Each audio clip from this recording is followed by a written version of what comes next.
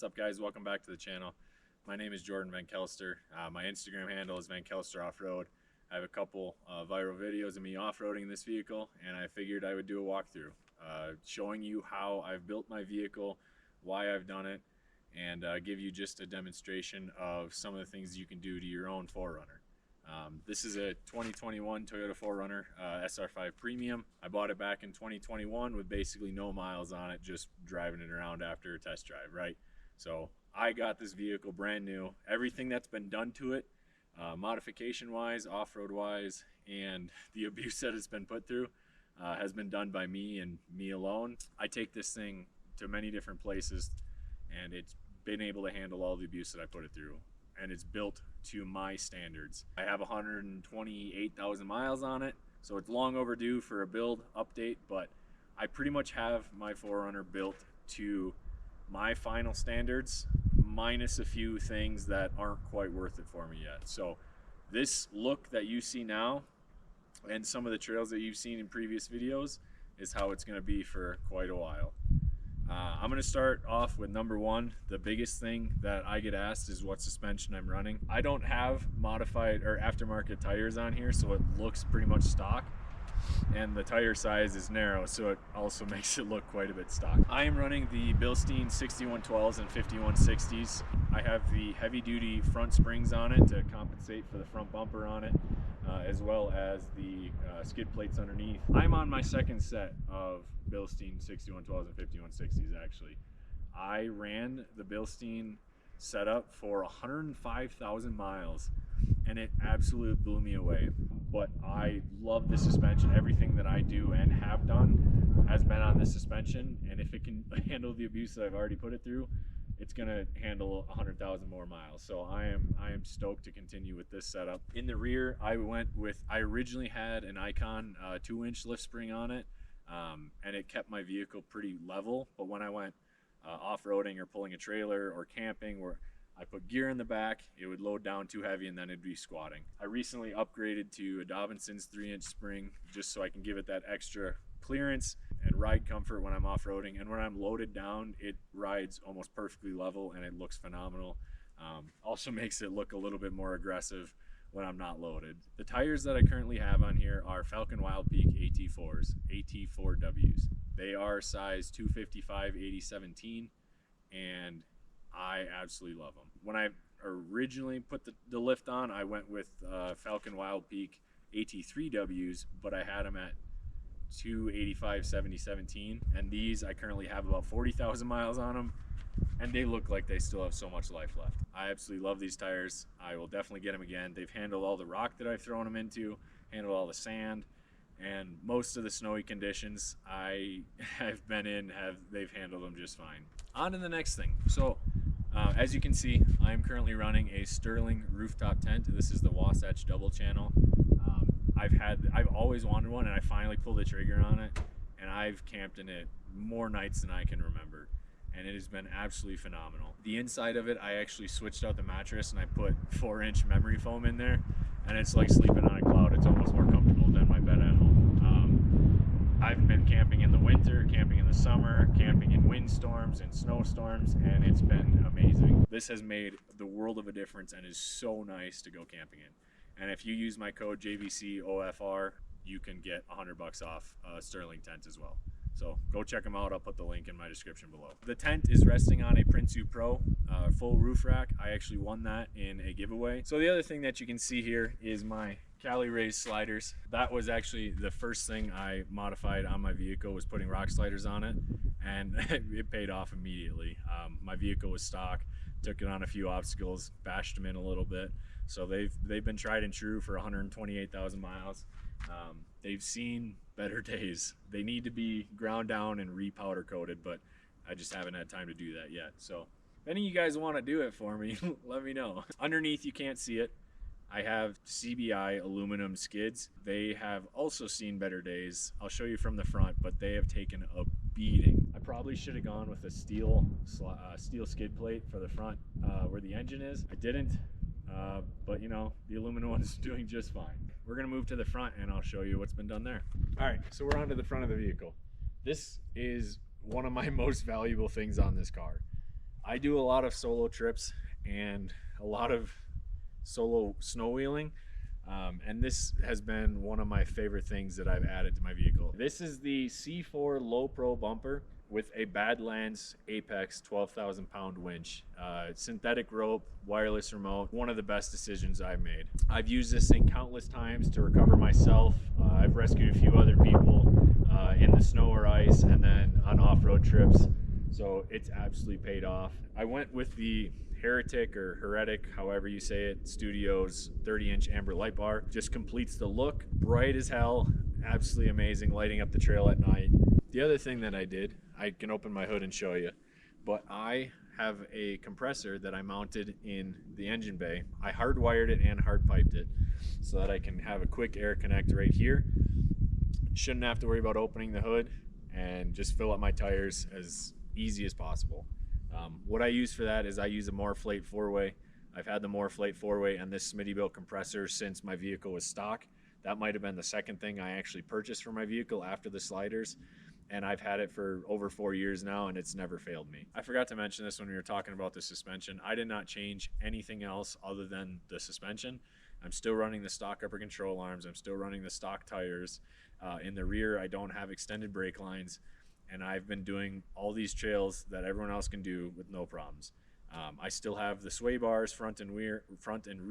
There's some people that go over the top and take all these parts out or add new ones on just to make it better, make it perfect for them.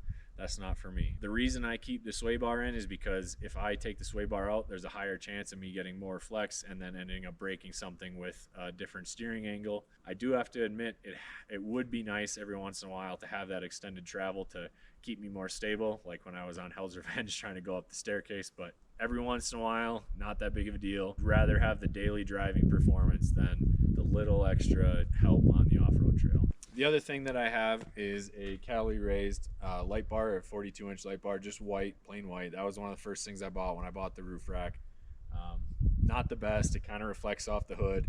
Kind of wish I didn't buy a light bar for the roof because it's not necessary, but I have it now. It doesn't make sense to sell it. So this one I use more than I use that one. Still running the stock headlights, still running the stock fog lights. I'm not about making it pretty. I'm about making it useful, and that's all that matters to me. So let's get into what's under the hood. So this is the compressor. It's a Smittybilt 2781.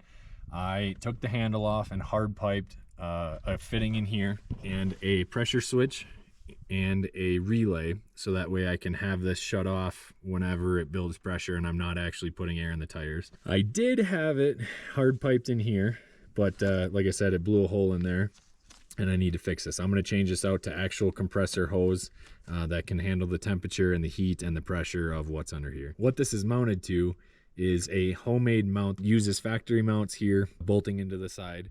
I have a support underneath it that positions on a bolt as support. And then back here, I have another mount holding it onto the firewall. So that way it doesn't wiggle. Like, that is rock solid. That is not going anywhere with all the off-roading that I do. I have Auxbeam switch panel, 6-way, and I wish I bought that sooner as well. It's super simple to wire up. It was super easy. It looks clean. It's way better than all the mess of wires I used to have in here. I have my winch disconnect switch back here for the winch to make sure it's not accidentally pulling power in the meantime. Don't mind this. This is an old metal ruler that I found, and it is my mounting bracket for the Auxbeam switch, but it's solid. It's not going anywhere. This mount back here is custom for the disconnect switch as well. Next on the list, we're going to talk about the back of the car. Custom drawers. I initially started off with this drawer right here. I had a third row seat in this 4Runner when I first bought it, so I made this one to sit on top of the third row seat over here. One of my buddies suggested, after we were hiking Timpanogos, we were looking at it, he suggested, why don't you take out the third row seats and just make the whole thing a platform? And I was like, nah, I don't want to do that. It's a lot of work. And I was like, you know what, I don't use the third row seats anyway. So I took my third row seats out and made this side to match this one. Slightly longer, but I matched it and it fits perfectly. It's the exact height or exact width to split it in half. Made these out of wood, made them myself, used some nice sliders. They have not failed me yet. They are a little dirty and I do need to clean them though. They're full of sand from all my Moab trips. And then I went to Home Depot and I got one of the mats that they use for exercise equipment, cut that up and put it on top so that way my cooler doesn't slide all over the place when I'm off-roading. I'll give you a quick rundown of what's inside these drawers. But before I do that, these are the other things I wanted to point out. I have Heretic chase lights in there. They're the BA2 flush mount lights. So as you can see, this one is slightly longer. I made it about 6 inches longer. This is my cooking one. I made these so that way I can use it as a cutting system if I want it. And I have my Camp Chef, propane, seasonings, and pans with a lid. Obviously it's a little bit dirty right now. I am camping.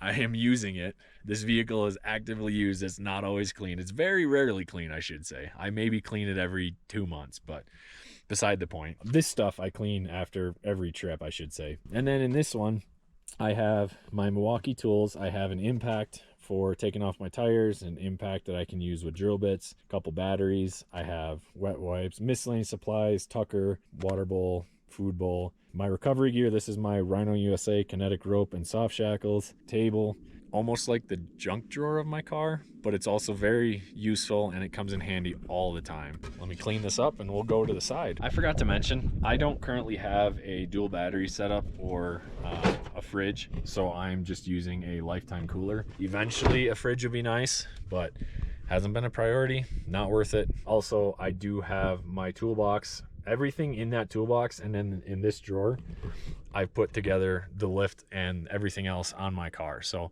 if I break down on the side of the trail, I am fully capable of handling it myself. I can do all the work myself if I need to. Anyway, we're on to the side now. So this is another custom drawer cabinet storage system that I made. I made it so it has a quick access here.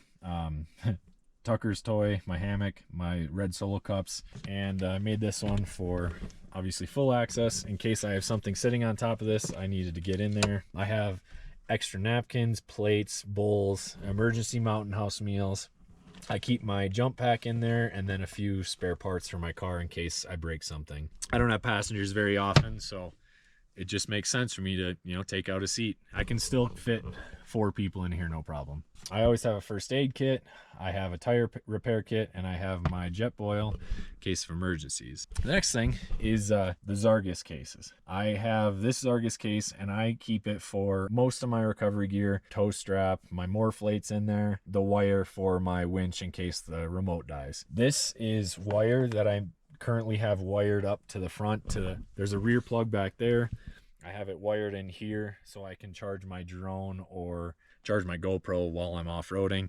Obviously, this is not near as fancy as some of the big overlanders that are sponsored, all these things, but it gets the job done for me, and I am doing just fine with all my adventures. So if you want to sponsor me, you know, let me know. Send me some good electrical systems, and I'll get it wired in. I'll come up with another section right in here. I can store it and get rid of those wires down there.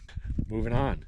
I think one of the last things that I need to talk about is the custom 3D printed parts that I've made. This is the most minor thing, but also it makes the world of a difference. Most people have a glove box, most people have a center console, most people don't have very good organized systems.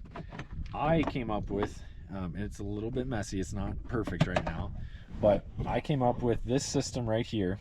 It's basically just a shelf that I can divide out my storage in there. It's super simple, super easy, but it makes so much nicer just to have that gear set in place. The next thing I made is 2 little lips that go in there, so that way when I'm off-roading, this stuff can't slide out of here.